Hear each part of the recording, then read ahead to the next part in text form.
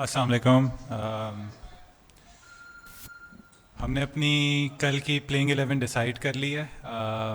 Playing 11 is as follows: Saim Ayub, Abdullah Shafique, Shan Masood, Babar आज़म, सऊद शकील, मोहम्मद रिजवान, सलमान अली आगा, आमिर जमाल, शाहीन शाह अफरीदी, नसीम शाह और अबरार अहमद।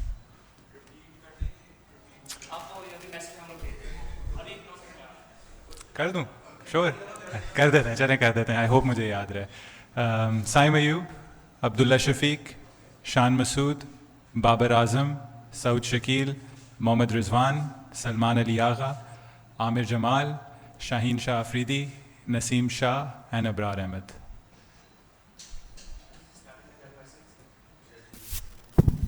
अस्सलाम शाहिद शान, भाई। स्टोक्स के बगैर इंग्लैंड की टीम कितनी वल्नरेबल है? You think they will stoke less fire in the absence of Stokes? और जो श्रीलंका ने रास्ता दिखाया हमें ओवल टेस्ट का, क्या उस पर कैपिटलाइज हो सकता है? शायद भी देखें, बेन स्टोक्स की जो क्वालिटी है हम सबको पता है कि दुनिया के टॉप ऑलराउंडर्स में वो बेशुमार होते हैं। लेकिन इंग्लैंड ने उनके बगैर भी खेला है, और ना सिर्फ अभी, पहले भी उनके बगैर काफ़ी खेला है। और उनकी स्ट्रेंथ्स जो होती हैं वो एक बंदे से ना कम होंगी, ना मतलब उसमें कोई ऐसा इजाफा होगा। अगर आप उनकी प्लेइंग 11 देखें, काफ़ी बैलेंस्ड है। उनके पास ऑलराउंडर्स हैं जो बैटिंग भी करते हैं, 2 स्पिनर्स भी खेल रहे हैं। जो रूट एक एक्स्ट्रा ऑप्शन देती है स्पिन में, 3 फास्ट बॉलर्स हैं, बैटिंग डीप है। तो जी, उनको लॉस इंडिविजुअल का ज़रूर होगा, लेकिन फिर भी 11 की साइड है, 16 का स्क्वाड है, काफ़ी कंपेटिटिव है। तो श्रीलंका ने कुछ चीज़ें दिखाई, लेकिन देखें ये कंडीशंस कम्प्लीटली डिफरेंट हैं। पाकिस्तान में सीरीज़ हो रही है। अगर हमें किसी चीज़ से लेसन्स लर्न करने चाहिए या इंस्पिरेशन ड्रॉ करनी चाहिए, वो एक तो अपनी जो लास्ट सीरीज़ इंग्लैंड के साथ हुई थी, इस ग्राउंड पे भी हम खेले थे, काफ़ी करीब आए थे टेस्ट मैच जीतने से। तो हमें हमेशा अपने माइंड में रखना चाहिए कि हम क्लोज थे उस सीरीज़ में, अपॉर्चुनिटीज़ थी जीतने की, और वही एक मिस्टेक है जो आई थिंक हमने एज ए टेस्ट स्क्वाड काफ़ी रिपीट की है, जो मेरे टेन्योर में भी हुई है कि मैच विनिंग पोजीशंस में आके हमसे मैचेस स्लिप हुए हैं। तो हमारे लिए एज ए साइड अपनी स्ट्रेंथ पे फोकस करना है, किस तरीके से हम जो इंग्लैंड की प्लेइंग 11 है उसको टैकल कर सकते हैं और अपनी बेहतरीन क्रिकेट खेलें 5 दिन। कप्तान Gauhar Shaikh, correspondent SG news. England ने हमने देखा है कि टेस्ट में जो है एग्रेसिव क्रिकेट खेलता हुआ आ रहा है, और यही उनकी जीत की वजह भी बन रही है। तो इस हवाले से क्या प्लान बनाया है पाकिस्तान ने, और किस तरह से आपके हवाले से क्या अप्रोच होगी?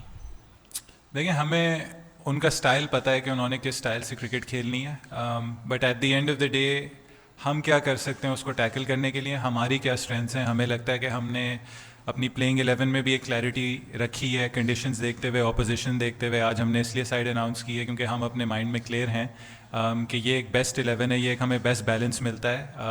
अगर एक आध चीज़ पिन पॉइंट कर सकूँ, आमिर जमाल के आने से हमें सीम डिपार्टमेंट में हमें एक एज मिलता है, प्लस उन्होंने अपनी बैटिंग कैपेबिलिटीज़ भी दिखाई थी ऑस्ट्रेलिया में। और बाकी हमने कोशिश की है कि हम ज़रा सी अपनी प्लेइंग 11 में कंसिस्टेंसी रखें, मौका दें, क्योंकि ये वो इंडिविजुअल्स हैं जिन्होंने पहले भी परफॉर्म किया हुआ है, पाकिस्तान को मैचेस भी जिताए हुए हैं। और बस एक एज ए साइड क्लिक की बात है कि एक हम अच्छा इधर स्टार्ट लें जो हमें as a side test side momentum दे सकती है। अच्छा शान, बड़ा पॉजिटिव नजर आए हैं आपने आज प्लेइंग 11 का भी ऐलान कर दिया है।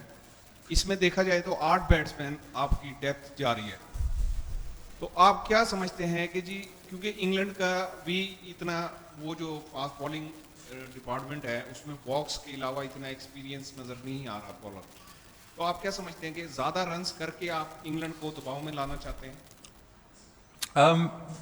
देखें, जो टेस्ट मैच की स्ट्रेटजी होती है वो एक दिन में आप नहीं डिसाइड कर सकते। 5 दिन का खेल इसलिए होता है क्योंकि ये गेम काफ़ी चेंज हो रहा होता है। तो जब भी आप प्लेइंग 11 या इवन स्क्वाड अनाउंस करते हैं, आप पूरी सीरीज़ को देखते हैं, आप पूरे 15 दिन को देखते हैं, और आप कहते हैं कि जब भी कोई चेंजेस आएंगी सिचुएशन में जो टेस्ट क्रिकेट में हर दिन आती हैं, हम इन सिचुएशंस को कैसे टैकल कर पाएंगे। जहाँ तक हमारी स्क्वाड की बात की, आप 8 बैट्समैन इसलिए खिलाते हैं। इवन हमें बांग्लादेश सीरीज़ में थोड़ा सा नुकसान हुआ कि 7 के बाद हमें उस तरीके से रन्स नहीं मिले जो हमें आमिर जमाल ने ऑस्ट्रेलिया में दिए थे। तो वो एक चीज़ थी। दूसरी, उनकी 3 मैचेस में 18 विकटें थी, उसका भी हमें लॉस हुआ था कि एक बंदा जो इंटरनेशनल स्टेज में आया उसने परफॉर्मेंसेस दी और फिर अनफॉर्चुनेटली थ्रू इंजरी वो नहीं खेल पाया। सेकेंडली आपने स्पिन डिपार्टमेंट में कवर करना है, जो हम समझते हैं कि अबरार और सलमान अली आगा के साथ हमें वो दो ऑप्शंस मिलते हैं। तो आप हमेशा जब भी अपनी फास्ट बॉलिंग आप हमारी देख लें, हमने 3 सीमर्स खिलाए हैं, शाहीन शाह, नसीम शाह, आमिर जमाल के। हम चाह रहे हैं कि हमें हर डिपार्टमेंट में वो कवरेज मिले जो हमें 5 दिन कोई भी सिचुएशन है उसमें हम उसको टैकल कर सकें।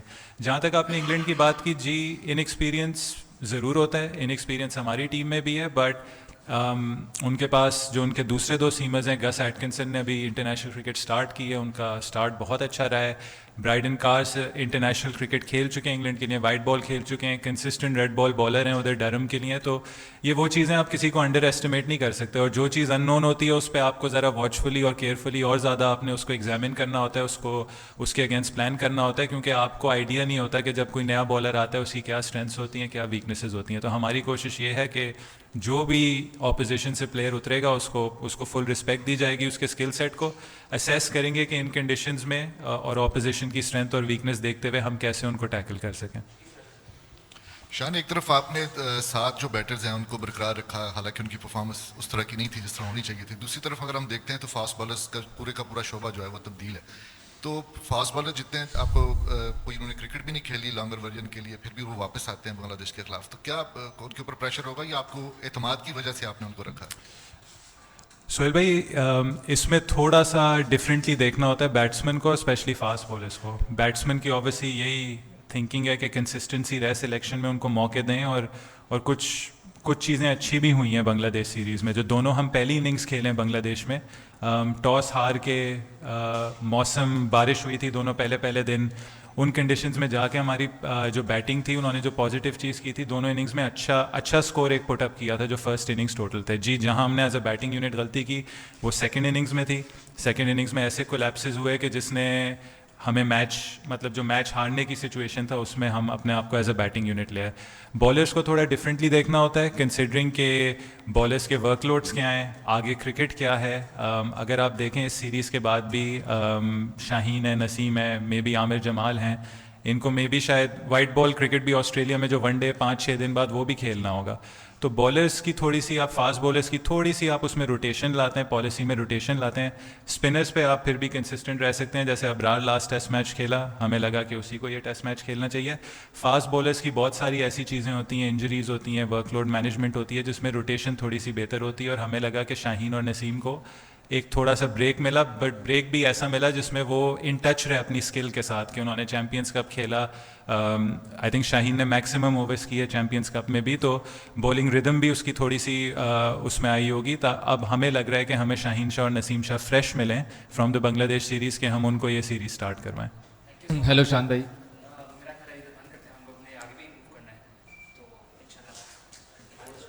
Thank you.